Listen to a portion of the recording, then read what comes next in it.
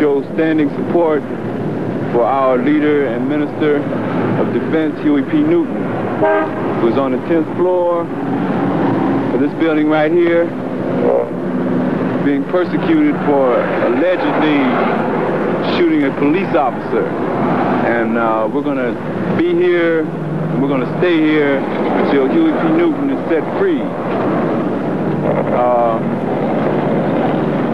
If he is not set free, sky is the limit.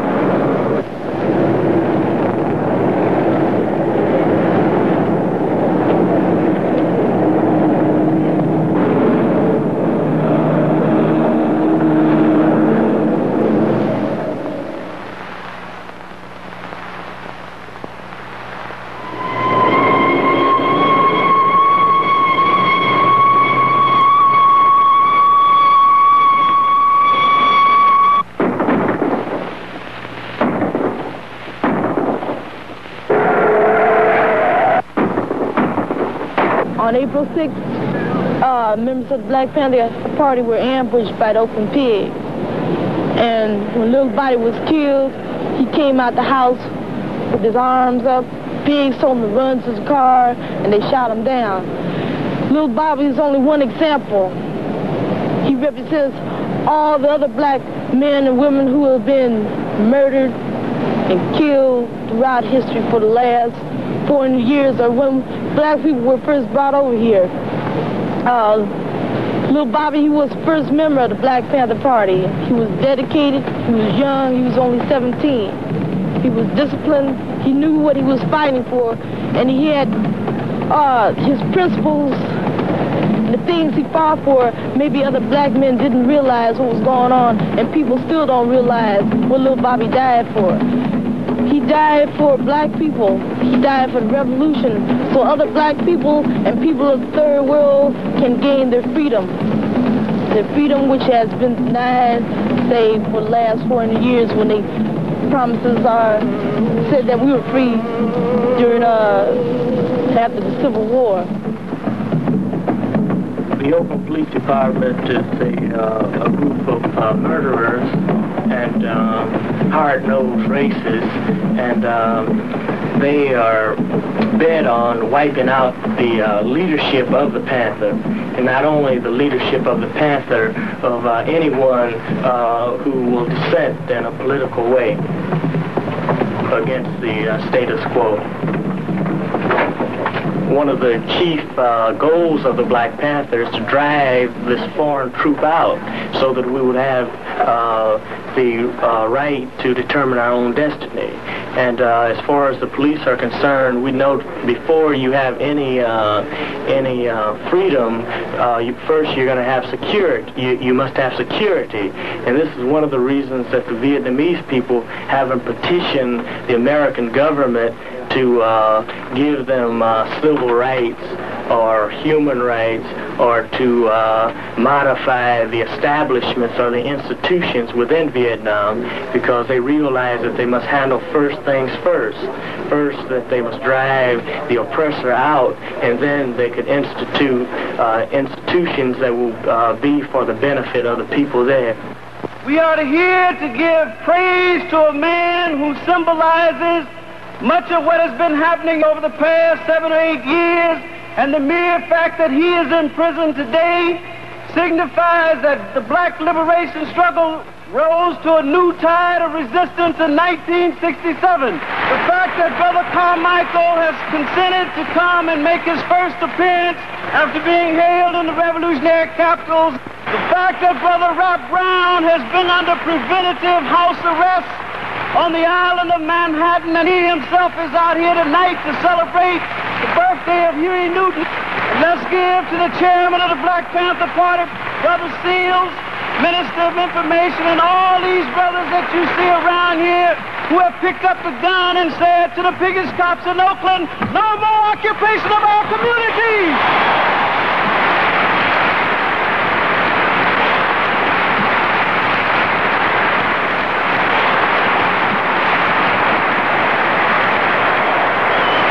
Another thing we want the world to know is the steel niggas have gotten that thing together.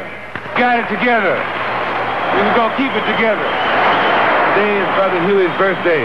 Yesterday we went to see Brother Huey, and he told us to tell you that this is the happiest birthday that he's ever had.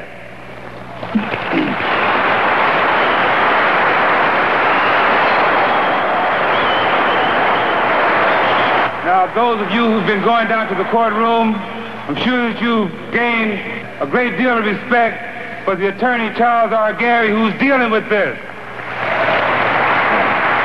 Well, he's here tonight. He's here tonight. He'll say a few words to you. Huey Newton stood before the court on Tuesday morning and intoned, "I am not guilty."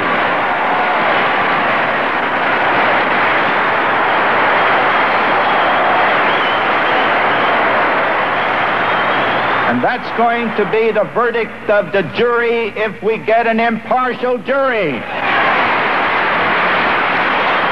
Huey's mother's here, Mrs. Newton.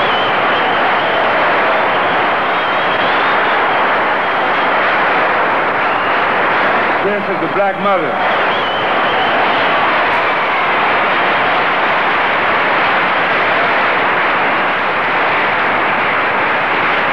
But you have to understand that she has given us a great warrior. Great warrior. A leader of his people. And she wants to say a few words to you. I've been shedding tears ever since this incident. Tonight it was a mixed emotion, sorrow and joy. I told my friend tonight, if it was just in my power, I could go one by one and hug and kiss all of you and thank you for appearing tonight on my baby's birthday. Thank you. We got to wage this struggle on many levels, brothers and sisters. We got to wage this struggle on all levels. We want to announce that we are going to run Brother Huey P. Newton for Congress in the 7th Congressional District as the leader, as the Black Panther Party for self-defense. We're going to run him as a write-in candidate in the name of the Black Panther Party for self-defense. And in this way, we can let the world know that we're behind Huey in that respect also, all the way down the line. That's right.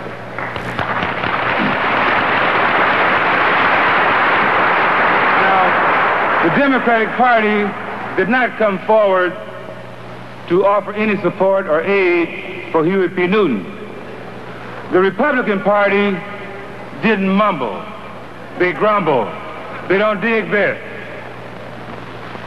But there's a Peace and Freedom Party in this area, and they have given us authentic help. Now, I'm going to bring you on now a member of the Peace and Freedom Party who has worked diligently on behalf of Brother Huey. I'll give you Bob Avakian.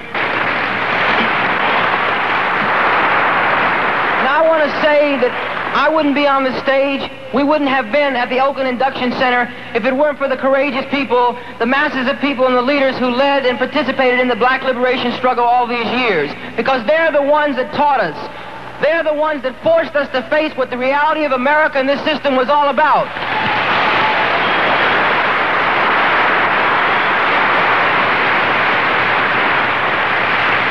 And in this sense, we say that not only are black people a vanguard, but they're an inspiration.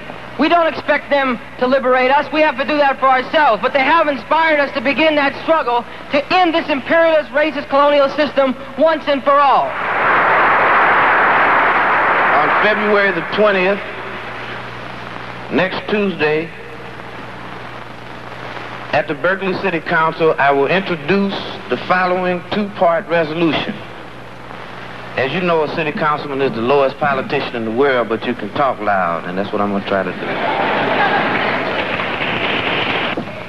Whereas black people comprise a substantial segment of this community, and whereas the composition of our juries, and specifically the grand jury, do not reflect the black community, and whereas this violates a black man's rights to be judged by his peers, and whereas at the grand jury level, Mr. Huey P. Newton, a black man, is the victim of a flagrant violation of the constitutional rights guaranteed to him under the Constitution of the United States, therefore be it resolved that this body go on record demanding that the case against Mr. Newton be judged unconstitutional and that he be freed immediately.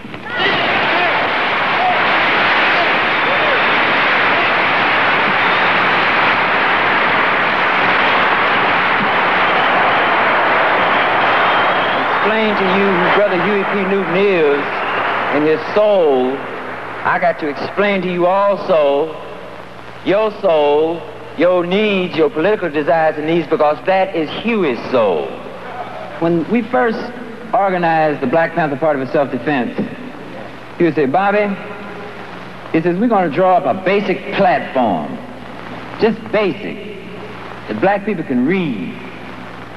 He says, we don't want to go real elaborate with all these essays and dissertations and all this stuff, because the brother going to look at that and he can say, man, I ain't got time for that. I got to go see what I can do for myself. It's just a basic platform that the mothers who struggle hard to raise us, that the fathers who worked hard, that the young brothers in school who come out of school semi-illiterate, you say we want freedom, we want power to determine the destiny of our black community. Full employment for our people.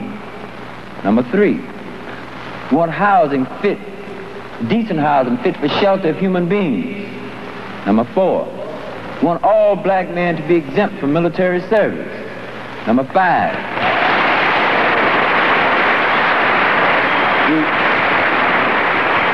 we want decent education for our black people in our community that teaches us the true nature of this decadent racist society, and to teach black people and our young black brothers and sisters their place in the society, because if they don't know their place in society and in the world, they can't relate to anything else. Number 6, we want an end to the robbery by the white racist businessmen of black people and black people in their community. Number 7, we want an immediate end to police brutality and murder of black people.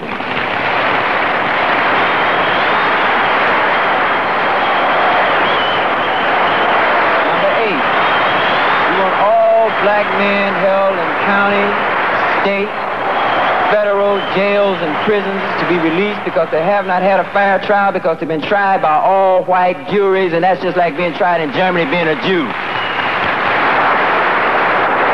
Number 8, we want black people, number 9, when brought to trial, to be tried by members of their peers. And a peer being one who comes from the same economic, social, religious, historical, and racial background. If the United States government and the courts and the local courts did this, they would have to choose black people from the black community to sit up on the jury. They'd have to choose some of the mothers who've been working 20 years in Miss Ann's kitchen scrubbing floors like my mother done done. They have to choose some of them hard-working fathers. They have to choose some of those brothers who stand on the block out there wondering where they're going to get a gig. They're going to have to choose these black people.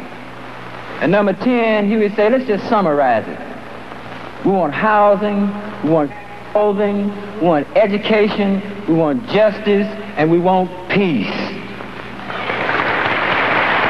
This is the basic platform.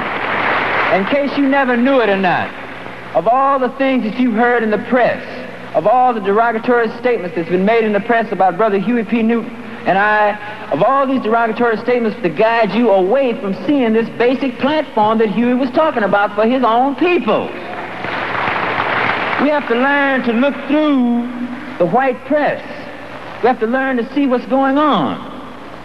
Now, out of this platform, Huey P. Newton realized that it was necessary for us to start working on these points, these 10 points, practically. Remember number 7? We want an immediate end to police brutality and murder of black people. This is very, very important.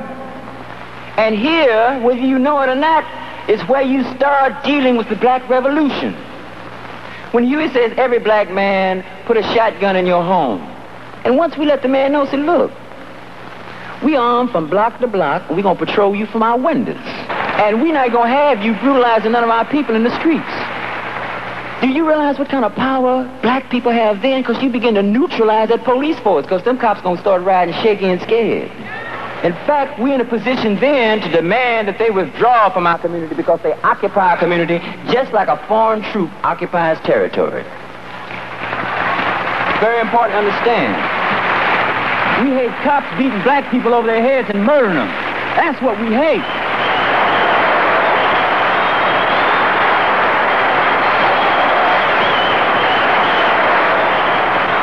If you got enough energy to sit down and hate a white person just because of the color of his skin, you're wasting a lot of energy. You better take that same energy and put it in some motion out there and start dealing with those oppressive conditions, and you're going to find out just what you hate and what you're going to stop.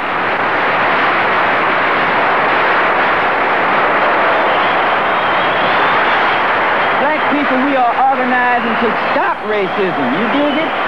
When you stop racism, you stop brutality and murder of black people by the racist occupying army in our black community. That's what we're going to stop. What's being done to us? You dig it? Can you dig the white power structure in this racist police force and how they've escalated the situation? That before Watts there was 1,300 cops. Now there's 6,000 cops patrolling black people. That in Oakland they had 350 cops. Just 3.5 years ago, now they got 1,000 cops patrolling black people. San Francisco's doubled its police force, and every area, major metropolis where black people live all across this country, they've doubled, tripled, and quadrupled their police force, equipped them with tanks, all kinds. We got to stop it, brother. Let's get together and unify.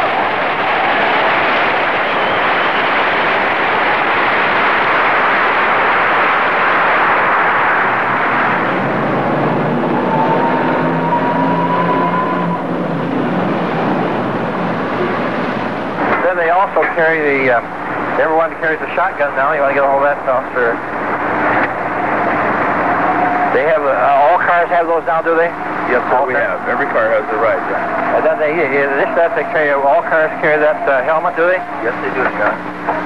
That is, for what purpose do you use that for?